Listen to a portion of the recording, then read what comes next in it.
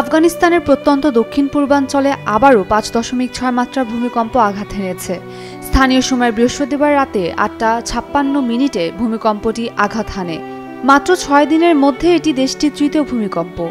নানগরহার ও কুনার প্রদেশে আতঙ্কে মানুষ আশ্রয়স্থল ছেড়ে বাইরে বেরিয়ে আসে।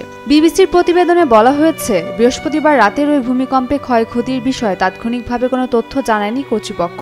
পদ্মা সেতু, মেট্রো রেল এবং এলিভেটেড এক্সপ্রেসওয়ে নির্মাণের গর্বিত অংশীদার বসুন্ধরা সিমেন্ট। তবে 17 জনকে আহত অবস্থায় কুনার প্রাদেশিক হাসপাতালে নেওয়া হয়েছে বলে জানা গেছে।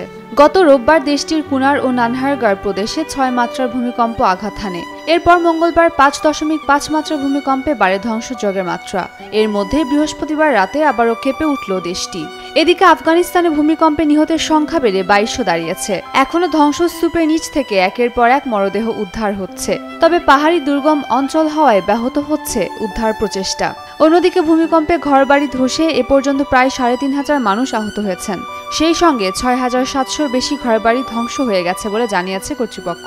সব মিলিয়ে প্রত্যক্ষ পরোক্ষভাবে ক্ষয়ক্ষতি হয়েছেন অন্তত 84,000 বাসিন্দা। উমের রহমান ক্রান্তি, ডেইলি সান।